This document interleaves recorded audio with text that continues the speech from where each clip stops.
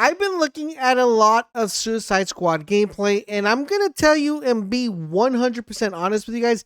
Every single time I look at the gameplay, there is one particular game that comes into my mind.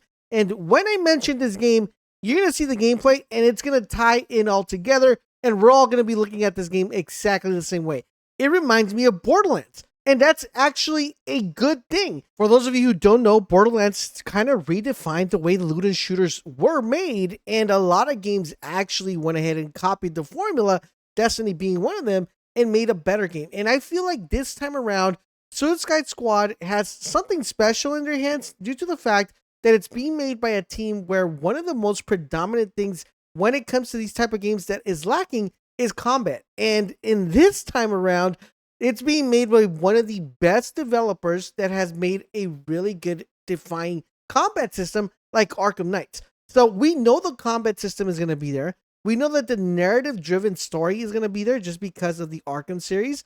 The only thing that a lot of people are questioning is the loot and shooter aspect of the game. Now remember, this game is meant to be a loot and shooter. And even though it has had some sort of backlash because of that, I believe if done correctly, this game might be one of those special sleeper games that you might want to put back on your radar. So we're going to be taking a look at a few things that stood out for me from this trailer. Number one is the weapon customization. And I really want to focus primarily on this because I feel like this is going to be a very integral part of the game. It has a lot of RPG elements. And the thing that I love about the weapon customization feature that we have here is that aesthetically the weapons look amazing. Now, there are two element components that come with weapon customization. And I want to talk to them about them a little bit in here in the video. So one of the first things we find out within the trailers, we find out that we have a character that we need to go to and speak to that's going to give us the ability to customize our weapons. Now, the great thing about these particular weapons is that each weapon has its own manufacturer. And that's extremely important because when weapons have manufacturer, that means that each weapon has a specific trait for that specific manufacturer. So very similar to Borderlands, where some weapons give you benefits more than other ones. And when you speak to Penguin, you get two particular options. You get the crafting option, which gives you the ability to enhance a particular weapon by adding different sets of attachments to these weapons. And it also gives you the ability to overhaul a weapon, which is pretty much upgrade that particular weapon. Now, the great thing about these two part of mechanics is the fact that not every weapon is going to be the same. And if the game is intended to work like an RPG / loot and shooter, it's going to give us a very well replayable option because finding these parts and being able to craft these parts are going to be kind of like that loop and that grind. If you guys ever played Borderlands, you got to get mods for the weapons and basically you got to kill bosses over and over to get those mods to drop. So I'm thinking something very similar to this is going to be happening in this game where there's going to be particular bosses that just specific mods, or there's going to be particular areas where you got to go and loot certain containers to get these mods to better enhance that weapon that you have. Now, the great thing about this, which we'll talk a little bit further in the video, is that not only are you going to be able to enhance the weapons based on performance and what they do, but you're also able to get some really cool aesthetics when it comes to doing kills with these weapons.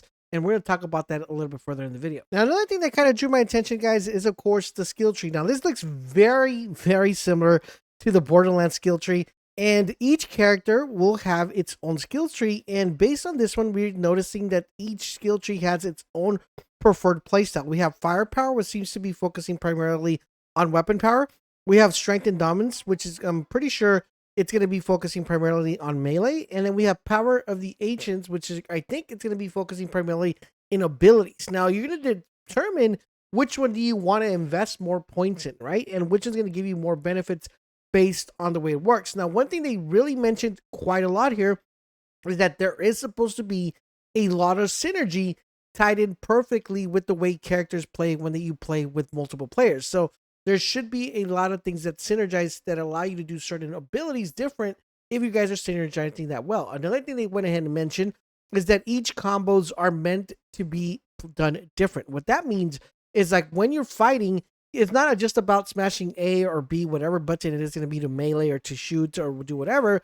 It's if you actually put combos into sync, these combos are going to regenerate a meter that, as of right now, I'm assuming will allow you to do like some sort of ultimate ability or super when you're using this. Now, one thing that did catch my attention when I was taking a look at the skill tree is the fact that there is a tier system. So I'm more intrigued on to figure out what that tier system entails and what exactly you're able to do that, because from what my understanding is that that particular ability that the person's using is on tier 1. So I'm wondering if you're able to level up or increase that tier for that particular skill. So it's going to be something interesting to see, but very reminiscent of the Borderlands skill tree. Now, another really cool, neat feature that I'm glad they finally addressed was the fact of the vehicles. As you guys know, prior to this, we really didn't know what the vehicles were going to do. If we were going to use them for transporting. We get information on what these vehicles are and how we could actually upgrade these vehicles. So there's a tech person found within the game that will allow us to enhance our vehicles by applying different items into like machine gun. And what we're able to do with these vehicles, we're actually able to call them in, kind of like an ultimate or a special ability. I don't know if that's the way it's going to play, but it's going to be an option that we're going to have, that whenever we're overwhelmed, we could always call on this vehicle to spawn in, and we'll be able to hop on the vehicle and just kind of cause a bunch of havoc. Think of it like, Borderlands 3 when you were able to call in that mech suit and you're able to hop on the mech suit and shoot the crap out of stuff. It's basically that. So I thought that was a really cool addition. I just want to know what the cooldown is here, how often we're going to be able to call it. So a lot of questions, but I do like the concept. Another character we get introduced to is Toyman. Now, he is very interesting because from this particular menu or option that he gives us, we kind of get an overall idea of how we're going to be able to fight different enemies in the game. So as we do know, he's going to let us modify every single arsenal within our abilities. So for example, our weapons are going to be able to get modified or enhanced. Our melee weapons are going to allow us to get modified and enhanced. And what we do know is that each individual weapon will have augments, and these augments are going to kind of make the weapon better or make it worse. And by going to him, he's going to allow us to re-roll the augments for a better chance of better stats. So some might be like more critical damage, more headshot damage. In addition to that, we also get an idea of what the mods are going to do. So we have shield mods, we have traversal mods, and we have grenades. Now the shield mods are pretty much kind of, damage, how much damage mitigation you're able to have with these shield mods. Very similar to Borderlands. But the traversal mods are the ones that are very interesting, because remember when I said earlier that the way you fight, where it's not going to be where you're just going to be tapping one particular button and smashing that button over and over. It's going to allow you to do combos with these traversal mods. So the more you're traversing, and I gotta say, one of the coolest things about this game is the traversal system. It does make it look very fun and very engaging, and each character seems to have a different traversal mechanic, which I think it kind of stands out and makes it really cool. And having these two items available are going to kind of change the dynamic of the way we play the game.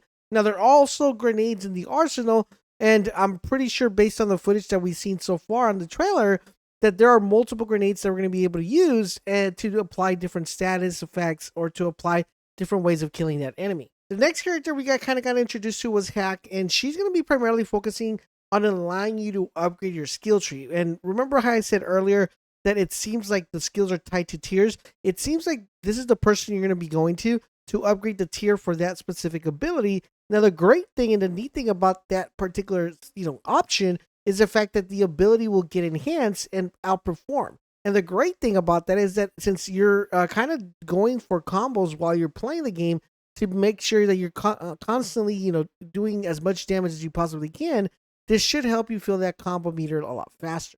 Another character we got introduced to was Poison Ivy, and I think she's one of the coolest ones because she provides a whole different set of element and concept into the game, and this is through elemental damage.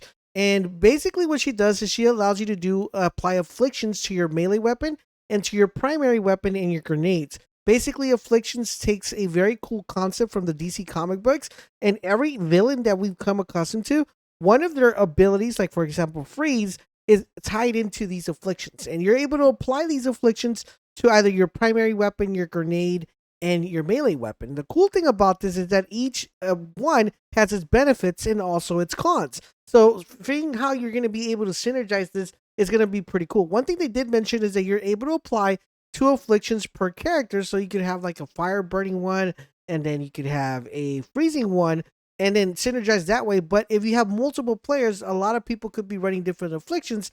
From my understanding, when the game comes out, you will have access to 4 different afflictions that you're going to be able to tap into.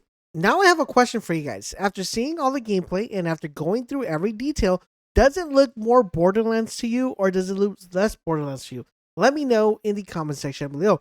Do you plan on playing Suicide Squad or are you going to wait for Laser to play it and tell you if you should pick it up? Let me know in the comment section below. Thank you guys for watching. I'll catch you guys on the next one.